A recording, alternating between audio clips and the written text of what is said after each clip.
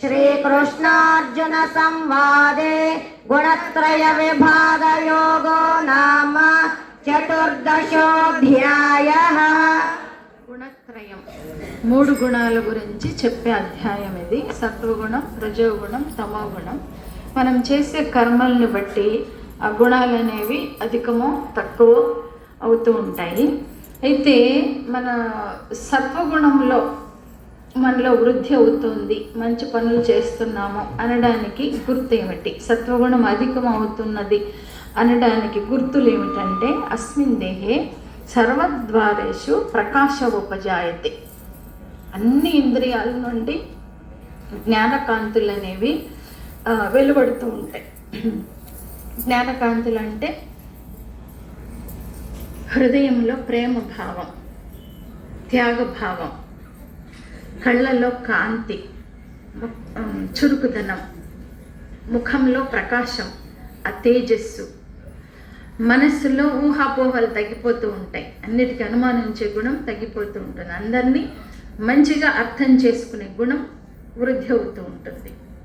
ఇలాగా మన చేతల్లో అన్నీ కూడా దాన ధర్మ కర్మలు అనేవి చేతల్లో ఎప్పుడూ కనిపిస్తూ ఉంటాయి. ఇలాగా మన ఇంద్రియాలలో అన్నీ జ్ఞానకాంతులు వెలువడుతూ ఉంటాయి, వెదజల్లబడుతూ ఉంటాయంటే ఇదన్నమాట. అన్ని ఇంద్రియాల ద్వారా పవిత్రమైనటువంటి కర్మలు నడుస్తూ ఉంటాయి. అవగాహన శక్తి పెరుగుతూ ఉంటుంది సత్వగుణం వృద్ధి అయ్యేటప్పుడు.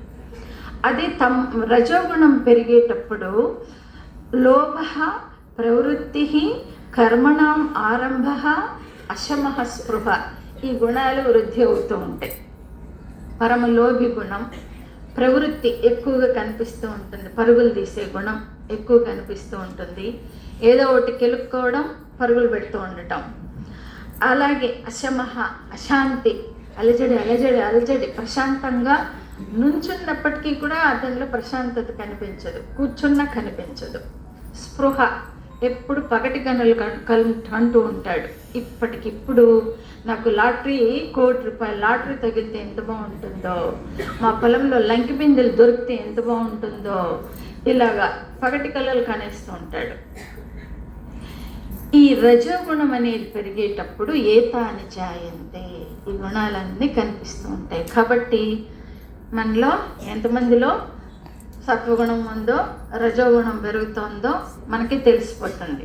అలాగే తమోగుణం పెరిగేటప్పుడు ఏతాని జాయంతే, ఇవి కనిపిస్తాయి. అప్రకాశ, అప్రవృత్తి, ప్రమాదం, మోహం. అప్రకాశం అంటే ఎక్కడ చూసినప్పటికీ కూడా జ్ఞానం అనేది కనిపించదు, టన్నుల కొద్దీ అజ్ఞానం ఉంటుంది. ఎంతగా మనం అర్థమయ్యేటట్లు చెబుతూ ఉన్నప్పటికీ కూడా ఎడారి బుర్ర, ఎడారిలో ఏ మొక్కలు వేసినా మొలకెత్తబడ్డ, ఏ విత్తనం వేసినా అదే ప్రకారంగా ఎన్ని చెప్పినప్పటికీ, ఎంతమంది చెబుతూ ఉన్నప్పటికీ దాంట్లో మాత్రం జ్ఞానం అనేది కొంచెం కూడా కనిపించదు. అప్రవృత్తి, ఎప్పుడూ అప్రవృత్తి అంటే కూడని ఆలోచనలు, కూడని పనులు అన్నీ చేస్తూ ఉంటాడు. ప్రమాదం, ఏమరపాటు ఎక్కువగా ఉంటుంది. తినడం, నిద్రపోవడమే ఉంటుంది. అంచేత ఏమరపాటుగా ఏముంటుంది? లేకపోతే ఈ రోజుల్లో సెల్ ఫోన్ యుగం అయిపోయింది కదా, అంచేత దాన్ని చూస్తూ ఉండటంలో అవన్నీ ఇక్కడ ఫీడ్ అయిపోతూ ఉంటాయి. ఇంకా మంచి విషయాలకు స్థలం ఎక్కడుంటుంది అక్కడ? ఆ మరుపు, ఏమరపాటు, మోహం. మోహం అంటే మంచిని చెడుగా, చెడును మంచిగా భావించడం. ఇద్దరు కలిసి మాట్లాడుకుంటూ ఉంటే వాళ్ళు నా గురించే మాట్లాడుకుంటున్నారేమో తప్పుగా అని అనుమానాలు పడటం. అపార్థాలు, అనుమానాలు, ఏమరపాటు, సోమరితనము, ఇలాంటి లక్షణాలు. అందుచేత తమోగుణం మనలో ఎంత ఉందో మనకి తెలిసిపోతుంది కదా ఇవన్నీ వింటూ ఉన్నప్పుడు. కాబట్టి ఇలా ఈ మూడు గుణాల గురించి చెబుతూ, ఎవరైతే ఈ మూడు గుణాలని అధిగమిస్తాడో అటువంటి వాడు మాత్రమే ఆ పురుషోత్తముని తెలుసుకోగలుగుతాడు. తర్వాత వచ్చే అధ్యాయం పురుషోత్తమ ప్రాప్తి. అథ పంచమోధ్యాయః. పంచదశోధ్యాయే क्षेत्रक्षेत्रज्ञविभागयोगो नाम त्रयोदशोऽध्यायः। క్షేత్రము క్షేత్రజ్ఞుడు, ప్రకృతి పురుషులు, జ్ఞానము జ్ఞేయం. ఈ 6 జంట పదాలు మన వేదాంత శాస్త్రాల్లో తరచుగా వాడబడుతూ ఉంటాయి. ఆ పదాలకు అర్థం ఏంటో తెలుసుకోకపోతే శాస్త్రాలను చదవటం కష్టమవుతుంది. కాబట్టి భగవద్గీతలో అన్ని శాస్త్రాల్లో వాడబడినటువంటి ఈ పదాలకి అర్థాన్ని ఈ అధ్యాయంలో వివరిస్తాడు భగవానుడు. ప్రకృతి పురుషులు, జ్ఞానము జ్ఞేయము, క్షేత్రము క్షేత్రజ్ఞులు. వీటిని అర్థం చేసుకోవాలి అంటే దానికి కొన్ని అర్హతలు కావాలి. ఆ అర్హతలు ఏమిటంటే 12వ అధ్యాయంలో చెప్పబడినటువంటి అర్హతలు. ముందు విశ్వాసం అనేది ఉండాలి, శాస్త్రం మీద నమ్మకం అనేది ఉండాలి, మనసు ఏకాగ్రత అనేది ఉండాలి, ఇంద్రియ నిగ్రహం అనేది ఉండాలి. అటువంటి వారికే ఈ సాంకేతిక పదాల అర్థం తెలియబడుతుంది అని చెప్పే అధ్యాయమే.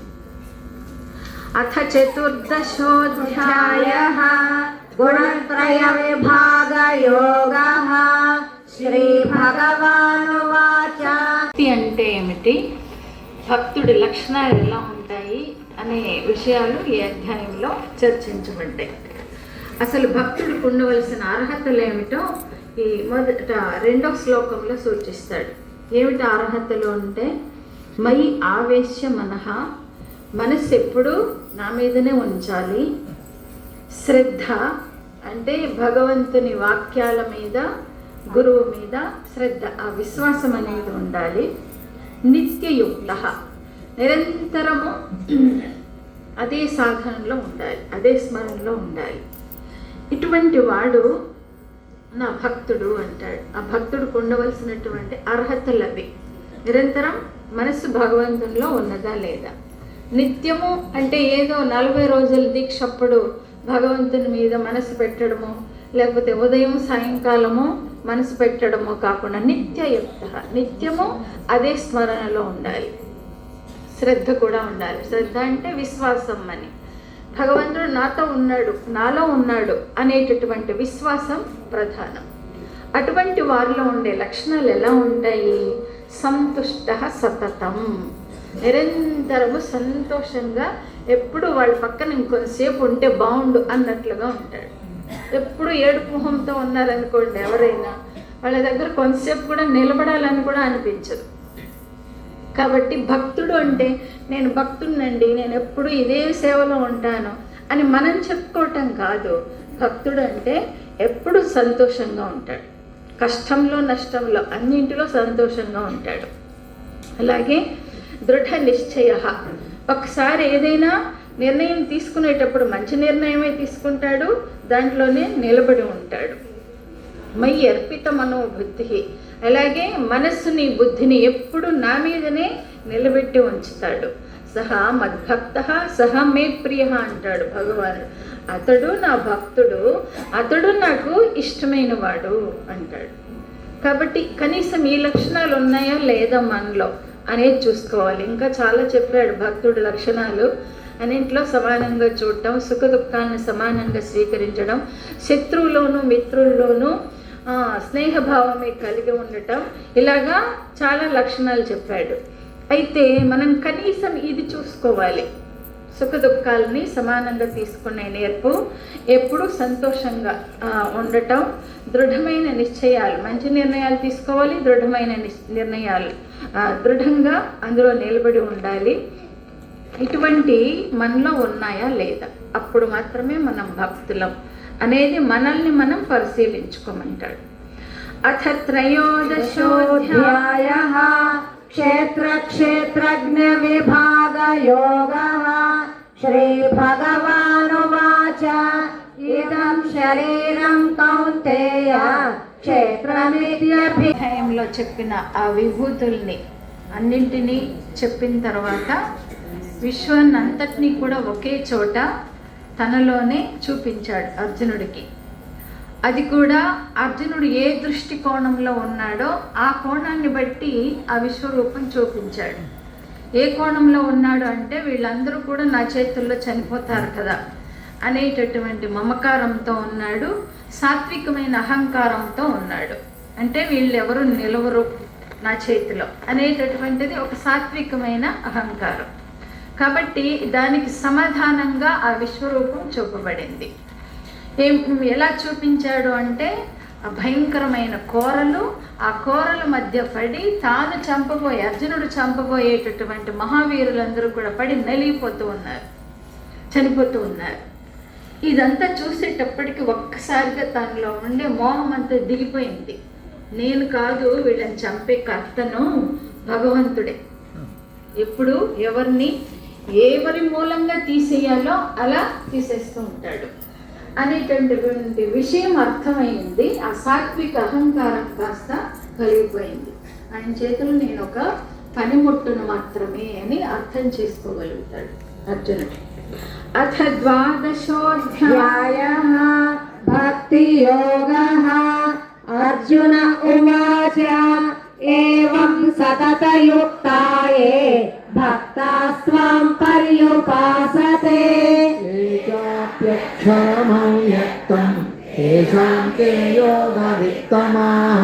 శ్రీభగవానువాచ మయ్యావేశ్య మనో ఏ మాం నిత్యయుక్తా